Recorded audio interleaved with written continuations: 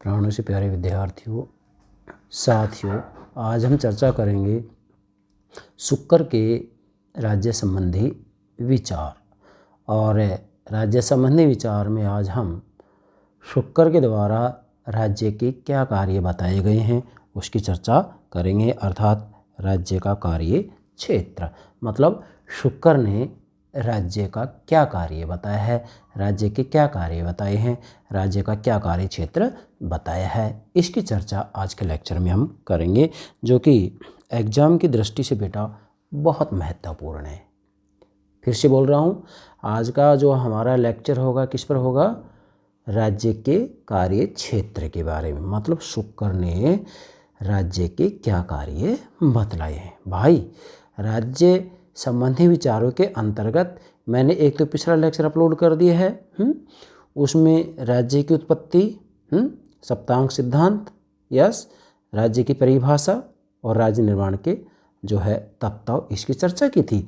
आज हम राज्य के कार्य क्षेत्र की चर्चा करेंगे। तो नोट करेंगे टॉपिक का नाम शुक्र के राज्य संबंधी विचार, जिसमें हम राज्य का कार्य क्षेत्र लेंगे। क्या लेंगे बेटा? राज्य का कार्य क्षेत्र। अब शुक्र के राज्य के कार्य क्षेत्र को हम 7 बिंदुओं के आधार पर आपको समझाएंगे बेटा।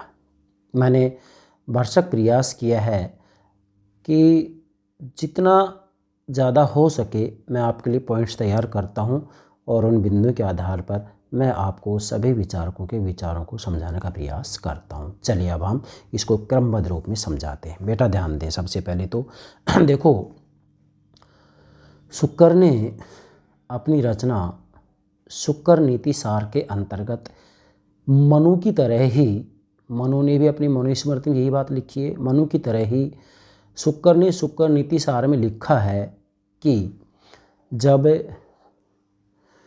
विश्व का कोई स्वामी नहीं था, मीन्स राजा, राज्य, जब विश्व का कोई स्वामी नहीं था तो सर्वत्र अराजकता फैली हुई थी, अव्यवस्था फैली हुई थी, मत्स्य न्याय मौजूद था। मत्स्य न्याय का मतलब बड़ी मछली जो है छोटी मछली को निगल जाती है, मतलब जो शक्तिशाली लोग होते हैं वो दुर्बल लोगों को परेशान करते हैं, सताते हैं, है ना, इसी को मत्स्य न्याय कहते हैं। तो फिर से दोहरा रहा हूँ, शुक्र नीति सार में कहते हैं कि जब विश्व का कोई स्वामी नहीं था तो सर्वत्र अराजकता फैली हुई थी, अव्यवस्था फैली हुई थी, मत्स्य न्याय मौजूद था। ऐसी स्थिति में जनता भयभीत होकर के इधर उधर दौड़ने लगी। क्या? भयभीत होकर इधर उधर दौड़ने लगी। और फिर जनता ने जो है प्रभु से, ईश्वर से, विधाता से, ब्रह्मा जी से प्रार्थना की, प्रभु प्रभु प्रभु हमारी रक्षा करें, रक्षा करें, रक्षा करें। फिर विधाता ने जो है जनता की रक्षा के लिए राजा का सृजन किया, है ना, राज्य की स्थापना की। किसके लिए? जनता की रक्षा के लिए। तो इसका मतलब शुक्र ने राज्य की उत्पत्ति के बारे में दैवीय सिद्धांत को स्वीकार किया है। ठीक है। अब भाई, ईश्वर ने, विधाता ने, राज्य की स्थापना कर दी, क्योंकि यहाँ शुक्र ने राजा राज्य शब्द का पर्यायवाची रूप में प्रयोग किया है। ठीक है। तो राजा की स्थापना कर दी, राजा का सृजन कर दिया। अब राजा का सृजन कर दिया तो राजा क्या करेगा? राजा का सृजन इसलिए किया है क्योंकि शुक्र ने स्पष्ट रूप में कहा है कि जो राजा होगा वो प्रजा का सेवक होगा और यह वेतन के रूप में जो है जनता के ऊपर टैक्स लगाएगा और इसके बदले में जनता के जीवन की, संपत्ति की रक्षा करेगा और जन कल्याण संबंधित कार्य करेगा।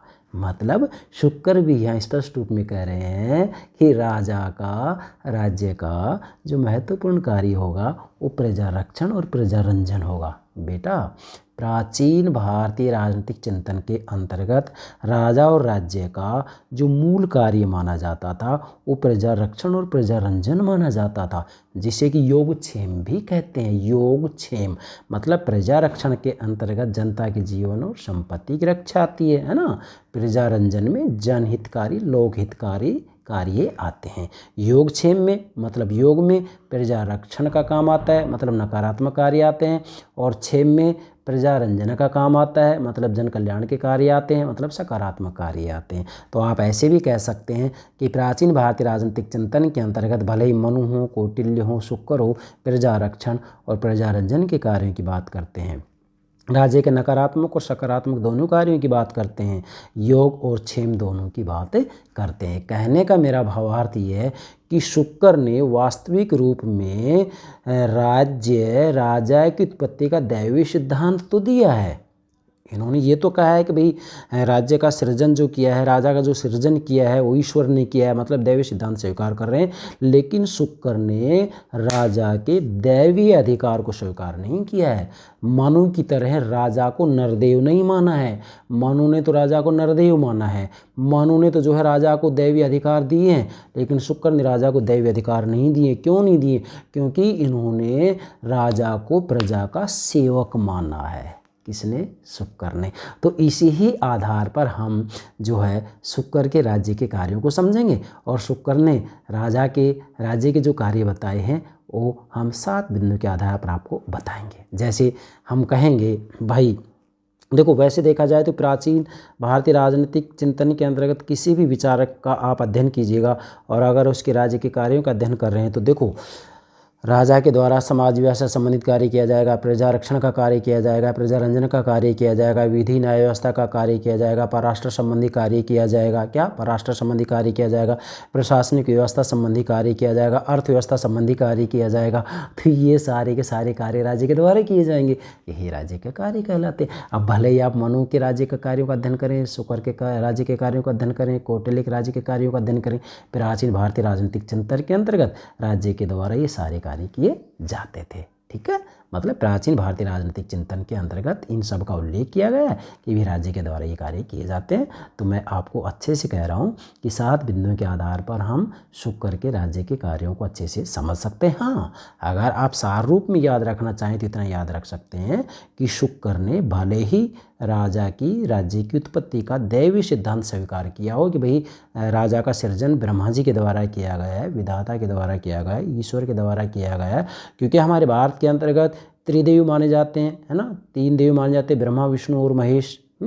तो ब्रह्मा के द्वारा राजा का सृजन किया गया है, तो दैवीय उत्पत्ति को तो स्वीकार कर रहे हैं शुक्र, लेकिन इसके साथ में जो है राजा को इन्होंने दैवीय अधिकार नहीं दिया है, राजा को नरदेव नहीं माना है। ये बात आपको ध्यान में रखनी है। इन्होंने राजा को प्रजा का सेवक माना है। क्या? राजा को प्रजा का सेवक माना है। अब हम एक एक बात को स्पष्ट करते चलिए बेटा। शुक्र के अनुसार राज्य का प्रमुख कार्य क्षेत्र अथवा शुक्र के द्वारा या उसके द्वारा राज्य के द्वारा किए जाने वाले प्रमुख कार्य निम्न है। शुक्र के द्वारा ये बताया गया है कि राज्य के द्वारा कौन कौन से कार्य किए जाएंगे। फिर से बोल रहा हूँ मैं, शुक्र के अनुसार, या आप इसको देखो व्यापक रूप में लिखना चाहें, मैं तो ये कहूँगा कि मैं एक एक बिंदु को भी आपको अगर मैं चाहूँ तो एक एक 2-2 घंटे में भी इसको पूरा नहीं कर सकता मैं, मतलब इतना इसकी व्याख्या हम कर सकते, लेकिन चूंकि हम थोड़ा सा संक्षेप रूप में आपको समझाने का प्रयास करेंगे। क्लास के अंतर्गत तो मैं जो है कॉलेज में बड़ी मुश्किल से एक बिंदु को एक दिन में ही करा पाता हूँ। मैं लगभग 45 मिनट तक लेक्चर देता हूँ, उसके बाद में 10-5 मिनट लिखाता हूँ बस। लेकिन चूंकि यहाँ की स्थिति अलग है, इसलिए उसके हिसाब से हम तैयार करेंगे। चलो बेटा, शुक्र ने अपनी रचना शुक्र नीति सार के अंतर्गत राज्य के जो प्रमुख कार्य बताए हैं, उन कार्यों को हम 7 बिंदु के आधार पर स्पष्ट करेंगे। सबसे पहला नोट करेंगे आप, प्रजा अथवा राजनीतिक समाज की रक्षा करना। नोट करें बेटा, पहला जो कार्य है राजा या राज्य का, देखो यहाँ राजा और राज्य का पर्यायवाची रूप में प्रयोग किया। क्यों? क्योंकि राजा का सृजन, राज्य का सृजन, भाई राज्य की उत्पत्ति का सिद्धांत, राजा की उत्पत्ति का सिद्धांत एक ही है, दैवीय उत्पत्ति का सिद्धांत। राजा का सृजन किया है तो राज्य का सृजन भी हो गया है, ये आपको ध्यान में रखना है। शुक्र के अनुसार राज्य का प्रथम एवं सर्वाधिक महत्वपूर्ण कार्य है बाह्य एवं आंतरिक शत्रुओं से प्रजाजन की रक्षा करना। मतलब बाहरी रूप में बाह्य आक्रमणों से जनता की रक्षा करे और आंतरिक रूप में शांति व्यवस्था बनाए रखे, आंतरिक रूप में गृहयुद्ध जैसी स्थिति नहीं हो, इसकी भी जो है राजा के द्वारा व्यवस्था की जानी चाहिए। आंतरिक शांति व्यवस्था बनाए रखने की दृष्टि से शुक्र ने राजा को निर्देश दिया कि वह दुष्टों एवं आतताइयों से सज्जन पुरुषों की रक्षा करे। राजा को चाहिए कि वह अधर्म में डूबे हुए, जो अधर्म में डूबे हुए हैं, भले वो मित्र, पुत्र, गुरु, चोर या आतताई हो, उनकी रक्षा नहीं करे। बल्कि उन्हें दंडित करे और अपने राज्य में नहीं रहने दे, राज्य से बाहर निकाल दे उनको। और राजा को यह भी चाहिए कि अपराधी के अंत के लिए राजाज्ञाएँ जारी करे, मतलब राजा के द्वारा राजाज्ञाएँ जारी की जाएं और दुष्ट व शत्रुजनों को सदैव दंडित करे। शुक्र नीति सार ने राजधानी प्रशासन तथा ग्राम प्रशासन के वर्णन में आंतरिक भी शांति व्यवस्था बनाए रखने पर जोर दिया है और राज्य के विभिन्न मार्गों को डाकुओं उपद्रवियों से सुरक्षित रखने की आवश्यकता को भी स्वीकारा है। ध्यान दें। और इसके बाद में शुक्र ने राजा को ऐसी राजधानी बनाने का निर्देश दिया है जिसमें प्रजा सहित सुरक्षित हो सके। ये बात आपको ध्यान में रखनी है। ठीक है बेटा। इसके बाद में राजा को ऐसे दुर्ग का निर्माण करना चाहिए जिसके प्राकार मतलब दीवारें और परिखा मतलब खाइयाँ सुरक्षा देने वाली हों और इस दुर्ग में युद्ध करने में कुशल योद्धा और आवश्यक युद्ध सामग्री होनी चाहिए। और इसके बाद में शुक्र ने बाह्य आक्रमण से प्रजा की रक्षा करना राज्य का प्रमुख कार्य है के लिए उसने जो कार्य बताए हैं नोट करें। राज्य का प्रमुख कार्य है और इसके लिए अनेक कार्य करने चाहिए जिनमें से प्रमुख कार्य इस प्रकार है। ठीक है।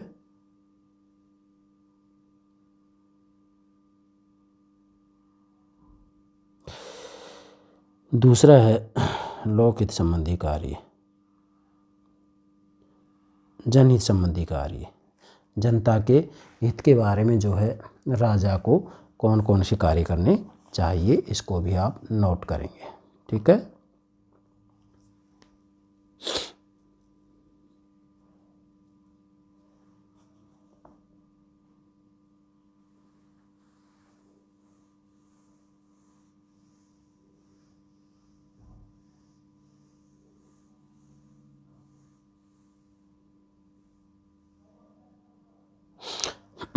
अब ध्यान दें। यहाँ लोकहित मतलब वही बात आ गई भाई, प्रजा रक्षण और प्रजा रंजन। तो पहले वाला बिंदु तो प्रजा रक्षण की बात आ गई, भी जनता के जीवन की रक्षा करे आंतरिक रूप में भी और बाहरी रूप में भी। ज़रा समझिएगा आप। यहाँ प्रथम जो पॉइंट्स मैंने बनाया है इसमें बेटा प्रजा रक्षण से संबंधित बात आ जाती है ना। जनता के जीवन की रक्षा करे आंतरिक रूप में भी और बाहरी रूप में भी। अब दूसरा बिंदु हमने लिया लोकहित संबंधी कार्य। बेटा ये एक प्रकार से प्रजारंजन संबंधी कार्य है, जन कल्याण से संबंधित कार्य, लोकहित संवर्धक कार्य है। अब इसके अंतर्गत कौन कौन से कार्य आएंगे ये मैंने यहाँ पर नोट कर दिया है, आप इसको एक एक को ले सकते हैं। चलिए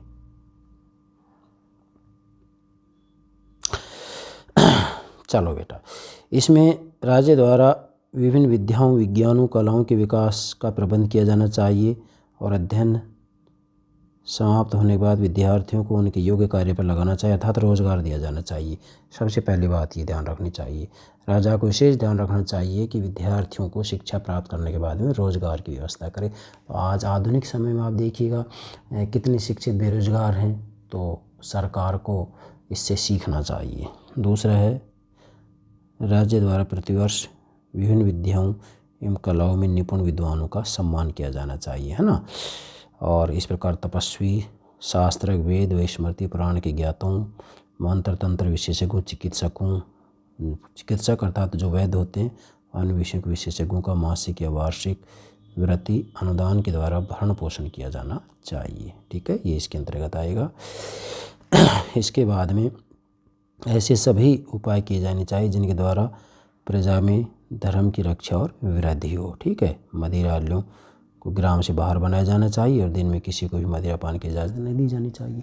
तो आज भी ये बात सीखनी चाहिए कि जो मदिरालय होते हैं उनको कस्बे से बाहर होना चाहिए और दिन में किसी को शराब पीने की अनुमति नहीं होनी चाहिए। तो आज सरकार को इस क्षेत्र में कठोर कदम उठाने की ज़रूरत है। इसके बाद में शुक्र कह रहे हैं कि राज्य द्वारा कृषि व्यापार को उन्नति मदद दी जानी चाहिए और संपूर्ण कर प्रणाली इनकी रक्षक होनी चाहिए। नेक्स्ट है राज्य द्वारा कुओं, तालाबों, बावड़ियों का निर्माण कराया जाना चाहिए। नेक्स्ट, नदियों पर पुल बनाए जाने चाहिए और इन्हें पार करने के लिए नौकाओं का इंतजाम किया जाना चाहिए। ठीक है बेटा, ये सामान्य बातें सब स्पष्ट हैं। और देवालयों, बगीचों के निर्माण के लिए कर रहित भूमि दान की जानी चाहिए और कौटुंबिक स्थिति को देकर घर बनाने के लिए भूमि दी जानी चाहिए। ठीक है, इसको आप नोट कर सकते हैं। नेक्स्ट है राज्य द्वारा सराय का निर्माण किया जाना चाहिए। 2 गांव के बीच में एक सराय बनाई जानी चाहिए, उसको उचित रखरखाव किया जाना चाहिए। सराय मतलब धर्मशालाएँ जो होती हैं। और आर्थिक दृष्टि से कमज़ोर प्रजाजनों की रक्षा पालन पोषण करे। और राज्य द्वारा ग्रामीण वनों में विभिन्न प्रकार के वृक्ष लगाए जाने चाहिए। ये सब बातें मैंने यहाँ नोट कर दी हैं, आप नोट कर सकते हैं। तीसरा इसके अंतर्गत बिंदु आएगा फिर अर्थव्यवस्था संबंधी कार्य। 2 कार्य हो गए, तीसरा है अर्थव्यवस्था संबंधी कार्य। 2 कार्य हो गए ना, तीसरा कार्य अर्थव्यवस्था संबंधी कार्य मतलब है राज्य के द्वारा अर्थव्यवस्था संबंधित कार्य भी किए जाएंगे। शुक्र नीति सार के अनेक अंश राज्य द्वारा सामान्य हित में अर्थव्यवस्था के नियमन व नियंत्रण पर रोशनी डालते हैं। पहला है राज्य द्वारा तराजू, बाट, मुद्रा, धातु, खाद्यान्न आदि में किसी प्रकार की हेराफेरी मिलावट को रोकने के लिए दंड की व्यवस्था की जानी चाहिए। नाप तोल के उपकरणों को राज मुद्रा संकेत होना चाहिए। ठीक है बेटा। इसके बाद में है दूसरा, इसमें राजा की आज्ञा प्राप्त करने के बिना अग्रलिखित आर्थिक कार्य नहीं किए जाने चाहिए। ये आप नोट करेंगे। फिर है चुंगी, भाग, कर, ब्याज, मेहनताना भृति आदि की वसूली में बल छल द्वारा किसी को पीड़ा नहीं दी जानी चाहिए। चौथा है शुक्र के अनुसार सामान्य आर्थिक हितों की रक्षा समृद्धि के लिए राज्य के विभिन्न प्रकार की सड़कों का निर्माण करना चाहिए। 5वां है सेना एवं राष्ट्र की रक्षा समृद्धि के लिए कोष का आधारभूत महत्व है, इसके ऊपर भी जो है राजा को बल देना चाहिए। ठीक है।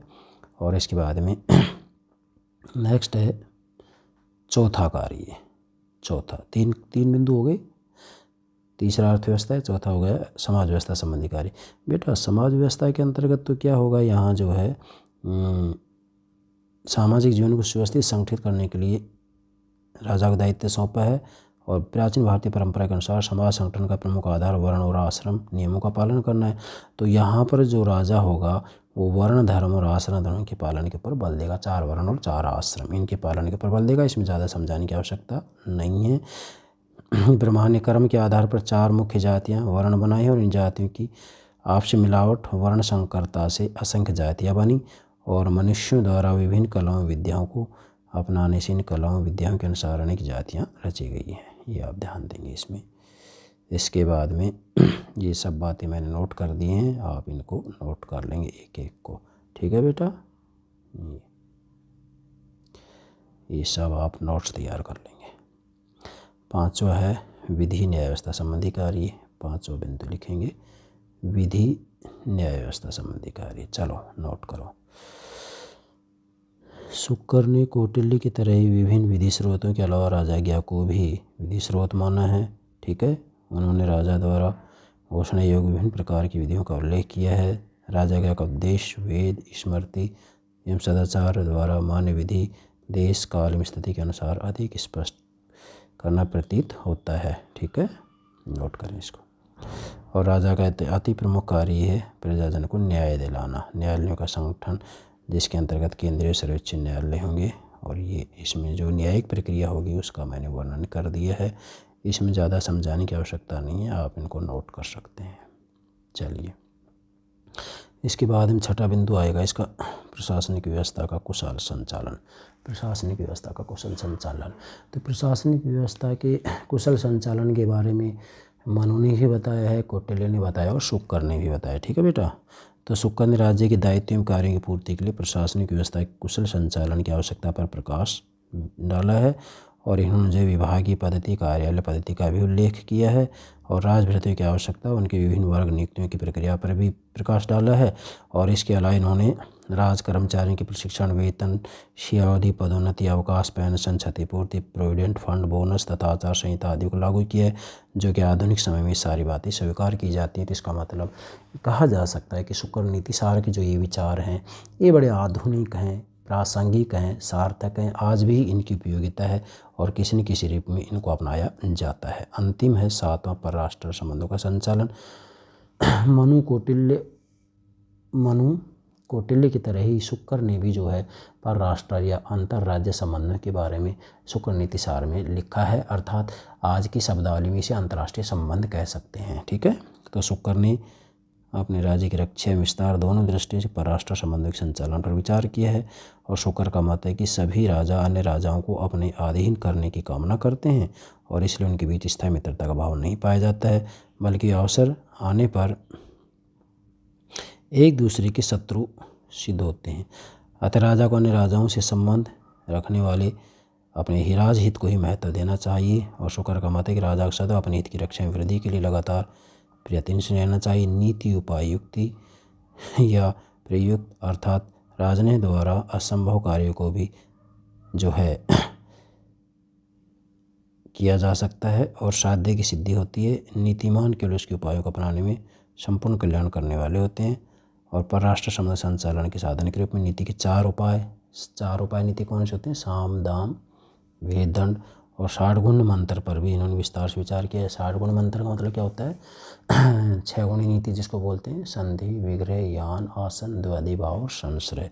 तो इसके बारे में शुक्र ने भी विशेष बल दिया है। और अंत में विदेश नीति का संचालन इस प्रकार करना चाहिए, मतलब एक राजा को अपनी विदेश नीति का संचालन इस प्रकार करना चाहिए कि उसके मित्र, उदासीन एवं शत्रु राजा स्वयं उससे अधिक शक्तिशाली नहीं हो, ऐसा प्रयास किया जाना चाहिए। और शुक्र के इस विवरण में राजहित का अर्थ संपूर्ण राज्य में प्रजाजन के हित से है। और शुक्र का कहना है कि जब अन्य उपाय असफल हो जाएं तभी दंड युद्ध को साधनों को अपनाया जाना चाहिए। ठीक है। और पराजित राज्य के प्रति व्यवहार के नियमों का भी इन्होंने उल्लेख किया है।